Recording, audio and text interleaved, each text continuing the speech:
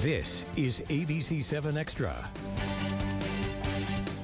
This is ABC-7 Extra Sunday edition. Good evening. I'm Saul Steins. I want to thank you for permitting us into your home. Evening. U.S. Congresswoman Veronica Escobar brought a delegation to El Paso this week to show lawmakers firsthand the situation at the border so they could find solutions. She's done this with dozens of colleagues since she was elected. Working with our news partners at El Paso Inc., we bring you an extended interview with Congresswoman Veronica Escobar so you can hear her perspective on pressing issues. It's part of an hour-long interview Escobar gave longtime reporter David Crowder. You can read more about it on the El Paso Inc. on newsstands now. Crowder begins by pointing out billions of dollars the U.S. is spending on feeding and sheltering of unaccompanied migrant children at various health and human services facilities. Crowder asks Congresswoman Veronica Escobar what many at home may be thinking. How much is too much to spend on the immigration surge? Some look at the millions of dollars that we are spending to house and care for the unaccompanied kids and others who walked hundreds of miles to find a haven and saying enough is enough. We've done our share. How would you reply to that? What we are seeing today is the consequences of a number of years, decades in fact, of America not getting this right, but also, in response to that question, America not looking at herself in the mirror and asking, what have we done to contribute to this challenge that we're facing today. So over the years, David, I have spent a lot of time talking to families and to children, asking them some pretty fundamental questions. How did you get here? Why are you here? Who brought you? Where are you going? What are your hopes? What was your life like? Just these fundamental questions that I've had in conversations with the Central American families and kids.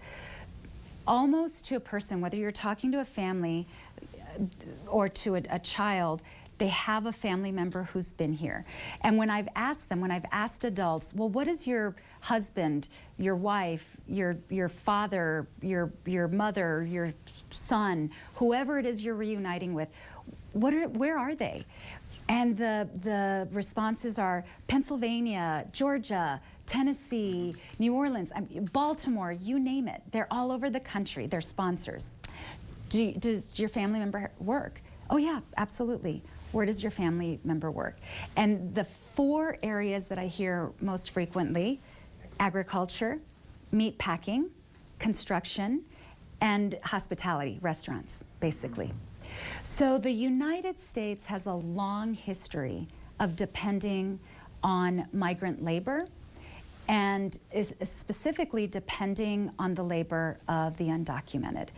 It has helped keep companies profitable. It has helped keep food on our table, and they have contributed by paying taxes, by becoming a part of the American fabric, and are, to a large extent, and studies show to a greater percentage, they are more law-abiding citizens than native-born Americans. And yet when their family members want to be reunited with them, when their children want to be back in the arms of their parents, or when spouses want to once again live together after years of their partner or their parent living here and contributing, the American public says, we've had enough. I would think the conversations you're having are very different from the ones that were being had with the senators who parachuted into South Texas. I would agree with you, and that is the frustration. Do you think that there's anything the U.S. can gain by working with Mexico? Are they open to working with us, and are we working with them? The Trump administration approach was unfortunately not a diplomatic one.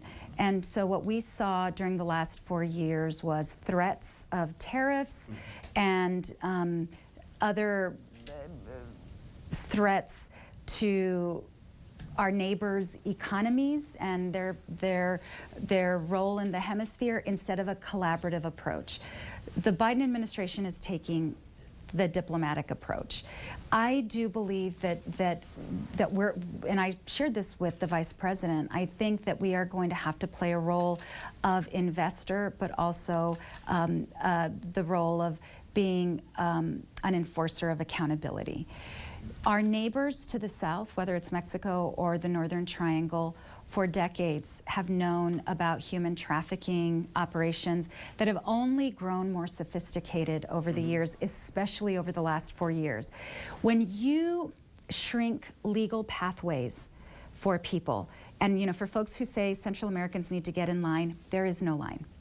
When you shrink legal pathways, what you do, whether you like it or not, good, bad, or indifferent, is you force people into illegal pathways when they feel they have no alternative at home. And so our own public policy has basically fueled undocumented immigration, and our neighbors' lack of accountability within their own borders, holding accountable human trafficking and human smuggling organizations. These organizations have operated with impunity, and we need their help, right? They need our help. The vast majority of the folks arriving at our front door, given the opportunity to live in a safe and secure homeland, they would pick their own. But they don't have a safe and secure homeland, so they have to flee their neighborhood, their family, their language, their country, their history, their roots, and go to a place where they know they're not wanted. How do we work with those countries in order to ensure that we offer them the help that they need, but we hold them accountable, and that includes Mexico? Seems like an era of immigrant, because we see almost the same thing happening in Europe and in the Middle East. The causes are different. It's warfare and destruction, you know, that has forced people to leave. But the problem seems to be very much the same. It is, and I will tell you, David, that's part of my resistance to the word crisis on the border, and why I've tried to redirect people to the crisis in Central America. When one of the first trips that I took overseas with my Armed Services Committee was to Jordan and to Iraq.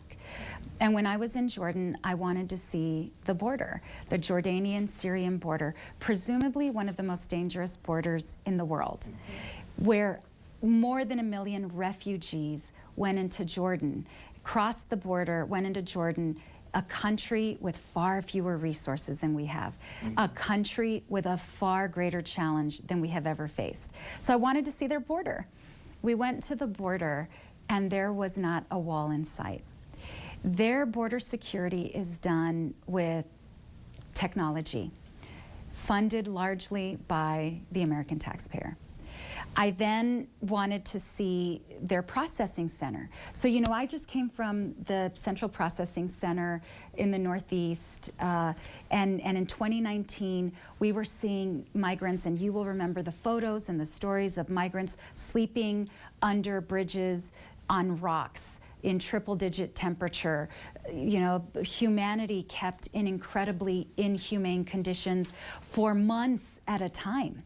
And so with that context, I asked our Jordanian hosts, well, can you show us where your central processing center is and tell us what you do there? So we drove to the processing center in Jordan. They said, well, here's what we do. Here's where we hook people up, connect them to housing. Here's where we connect them to families who help with their transition, who volunteer to help with their transition. Here's where we connect their children to education. A completely different approach for a country with far fewer resources. And then I asked, how long does it take you to conduct this processing? And our tour guide said, almost sheepishly, almost as though she were embarrassed, she said, it is taking us longer than we'd like. It takes several hours, but we're trying to make it more efficient. I want you to contrast that with the way that our country is dealing with this situation. What that tells me is we can do better. We should do better. You're watching ABC-7 Xtra. The human smuggling and trafficking Congresswoman Escobar points to was highlighted last week when we saw smugglers toss 2 Ecuadorian sisters, ages 3 and 5 years old, over the border barrier, as well as the instance when a smuggler tossed a 6-month-old into the Rio Grande River. El Paso Border Patrol Sector Chief Gloria Chavez says she wants to work with Mexico to bring human traffickers and smugglers to justice. When we come back, Congresswoman Escobar revisits that day rioters lay siege on the U.S. Capitol. Escobar explains how she believed that moment would be a turning point for many Republicans who believed the election was stolen from President Trump. You're watching ABC-7 Extra, Sunday edition, where news comes first.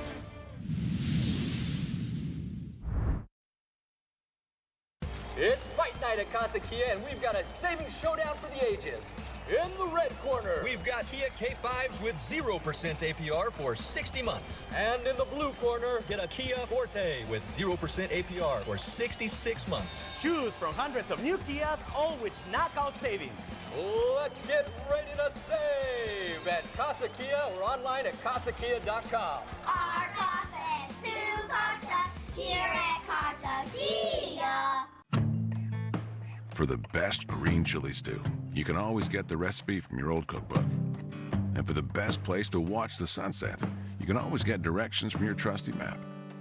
But for the COVID-19 vaccine, getting the facts hasn't been quite that easy. So now you can go to vaccinenm.org/facts to easily find the right answers about the vaccine.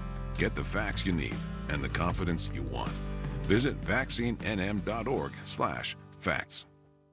TFCU is taking fundraising back to school with the High School Spirit debit card. With every qualifying swipe, a donation goes to the local high school of your choice. We've already provided over $40,000 in donations. So help us continue to pay it forward with the only card that gives real support to local students. With over 30 high school logos to choose from, you're sure to find your favorite card. Shop today and fund there tomorrow with the High School Spirit debit card exclusively at TFCU. New Highlander, Mr. D? Yeah, it was time for a change. For something nicer, more refined, with plenty of space. Comfy, Derek? Yes, sir. Elevate every ride in the spacious 2021 Highlander. Get $1,500 customer cash, or qualified lessees can lease the sophisticated new 2021 Highlander L for only $279 a month. Toyota, let's go places. Welcome back to ABC-7 Extra Sunday Edition. We continue with El Paso Inc.'s reporter David Crowder's conversation with U.S. Congresswoman Veronica Escobar. He asked the Congresswoman about the January 6th attack on the Capitol building. Can the surge be legitimately be blamed on Biden in any way on his administration? It is such an absurd question, and Sorry. no, but I will tell you, and I'm asking so that you can answer. Yeah, no, and I appreciate the opportunity. I have admonished many members of the national media as they have asked me that question, and in fact, there have been some members of the media at the national level when I've said, "Okay, we're on week 3 now of asking the question, are people coming because Joe Biden's a nice guy? When are we going to get past this and start talking about solutions?" It's been a very frustrating conversation with the national media about the increase in children at our front door.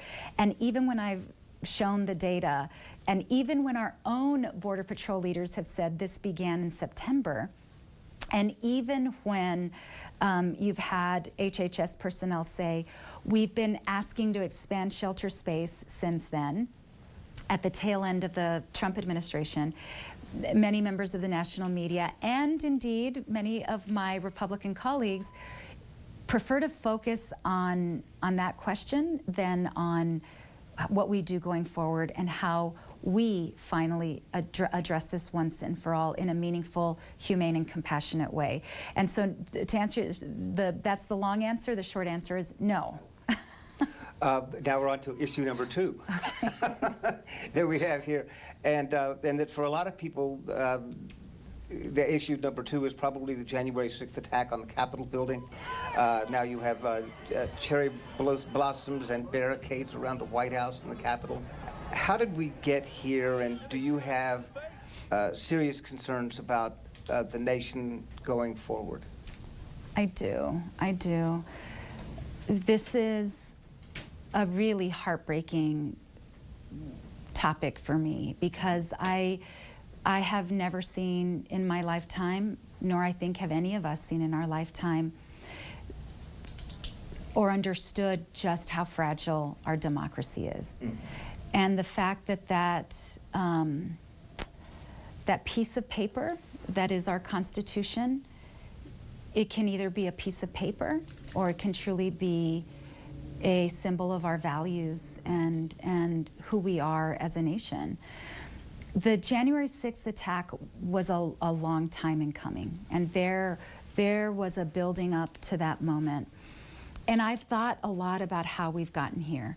And we've gotten here, I think there's a lot of things that have brought us to this moment. I think the breakdown of civil society and of folks getting together in groups and organizations and working together. You know, I think about Rotary clubs as an example. I think the proliferation of cable TV media and news, I don't see as a positive. I think the incredible irresponsibility of Fox News. I know there's a lot of Fox News fans out there, but during the impeachment trial, you know, I was trying to watch. This was the first impeachment, and actually preceding it, I remember watching a lot of Fox News to try to see what other folks watch. You know, I prefer to read newspapers, but I wanted to see what folks were watching, and I was shocked, David, and I saw Fox News as an arm of Russian propaganda. Much of what we were told in closed hearings, much of what I was learning in high-level briefings, warnings about propaganda that was intended to divide us as a country and that was intended to help create basically an autocracy. I was seeing it broadcast on Fox News, and I was hearing it come out of the mouth of the President of the United States of America. And so there has been, I think, a slow evolution, but the last 4 years have been a downward spiral. And so what we had on January 6th was thousands of people descending on Washington, D.C. at the invitation of the President. We saw news stations pushing, and politicians and the President pushing out a big lie that our election had been rigged and stolen, despite the evidence, despite the Trump campaign's repeated efforts in Trump-friendly courtrooms to prove the big lie. And the real shocking moment for me, David, was after, you know, I was one of the last remaining members of Congress in the gallery the day that we were surrounded, the day that we were attacked. And in fact, I was among the very last members to leave, because I stayed behind because I wanted to be of help to my colleague, Pramila Jayapal, who had just had knee surgery. And knowing that we were going to have to evacuate down a series of flights of stairs, my colleague, Mikey Sherrill from New Jersey, was physically helping Pramila. I was trying to keep doors open so that Pramila and Mikey could walk through. I did not want to leave until I knew that we were all safely out of there. And as the trauma of that moment became more and more real, I remember thinking, maybe this will be the moment. Maybe this will be the reckoning where my colleagues withdraw their objections and they say, we are no longer going to participate in this big lie. And so we were told at 8 o'clock that evening to be ready, for those of us who wanted to go back into the House chamber, to be ready in case we wanted to be there for the proceedings. In the unsafe safe room where we were held for the hours before 8 o'clock arrived, I was next to a very high-ranking member of the Republican caucus, and that person shall remain unnamed, but we were very close together, and this person was on the phone. This member of the Republican Party was not an objector. This person of the Republican Party was not participating in the big lie. And this member of the Republican Party was clearly on the phone with a colleague saying, well, I'll talk to so-and-so if you talk to so-and-so, and maybe we can end this tonight. And so I actually felt a little hopeful that while it was a horrible, traumatic event, maybe it was the event we needed to turn a corner and to reject everything that had led us to that moment. So at 8 o'clock, I go into that chamber with my comadre, my colleague, my dear friend, Sylvia Garcia from Houston, and I literally, David, prayed that this would be a turning point for our country. And guess what? The objections continued. Mm-hmm. And I sat in shock and I thought, after everything that just happened today, you are still proceeding? It was really, truly, I think, for me, the fact that we were back in the chamber finishing our work, knowing that the terrorists didn't stop us, gave me great comfort, but I also felt great sadness. Was the place a mess? It was a crime scene. It was a complete mess. It was a crime scene. It was a crime scene. As history will show, the vote continued, and Biden was declared the winner of the 2020 presidential election. However, to this day, there are still many Trump supporters who continue to believe Trump won and the election was stolen from him. You're watching ABC-7 Extra. When we come back, El Paso Inc.'s David Crowder asked Congresswoman Veronica Escobar where El Paso stands on the fight against COVID-19.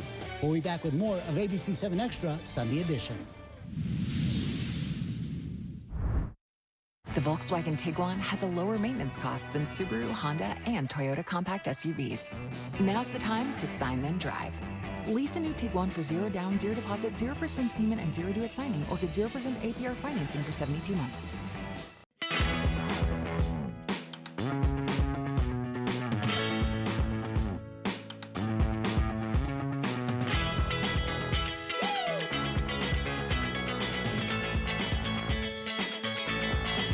With steel, the great American outdoors are closer than you think.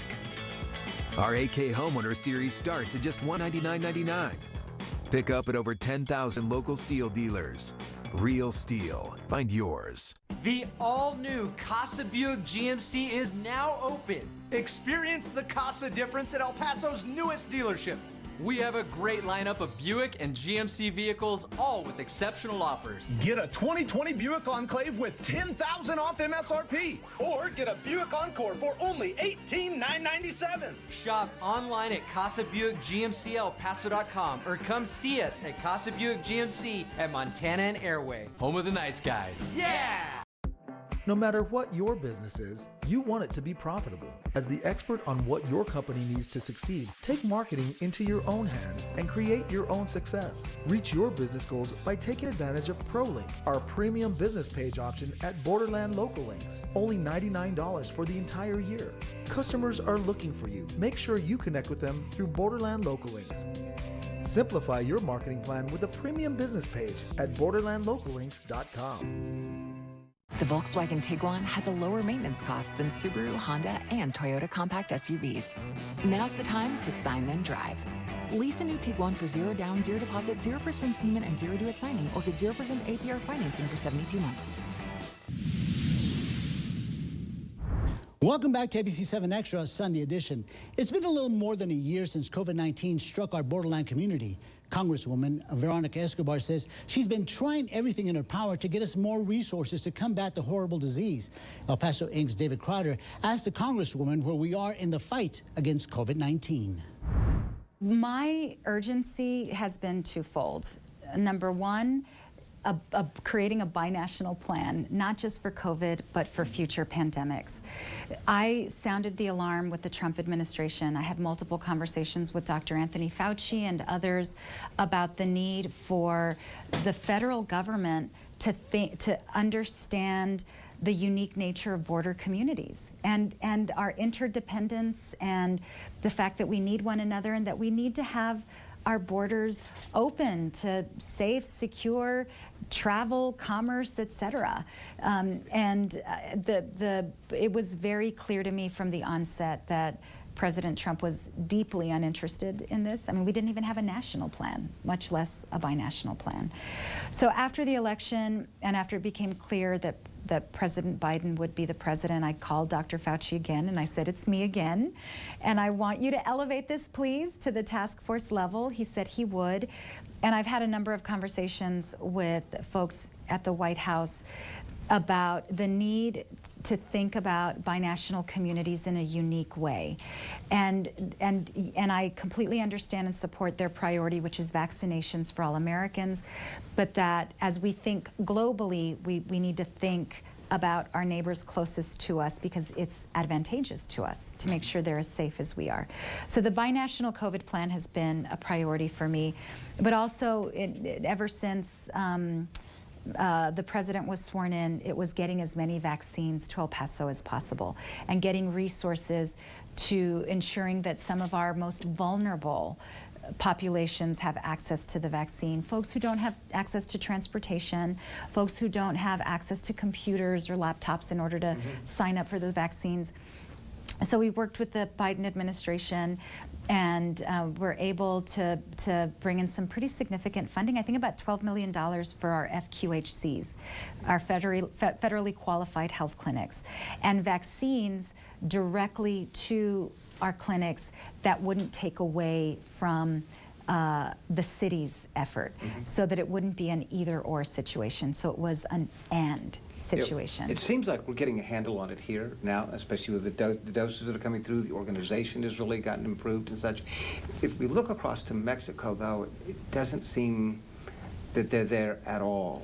We don't read much about it. I haven't heard much about it, and certainly haven't gotten any sort of the briefings, but they seem to be still in a lot of trouble, or are they actually pulling out of it? And maybe it's more slowly than we are, but it's a scary situation. It's a scary situation, and the saying is, we're not going. We're not going to end it here until we end it everywhere.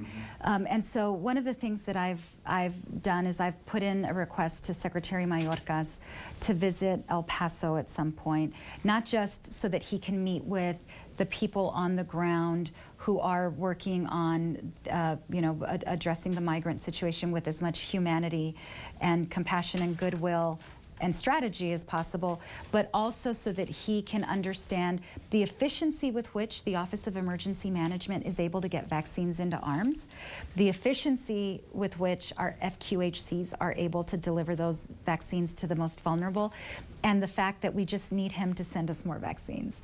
So hoping, at some point very soon he will visit so that we can share the wins that we've achieved, the challenges we still face, and hopefully access even more vaccines than we have today. Thank you for joining us, and I also want to thank El Paso Inc.'s David Crowder. I'm Saul Saenz, and this has been ABC-7 Extra Sunday Edition. Good night y buenas noches.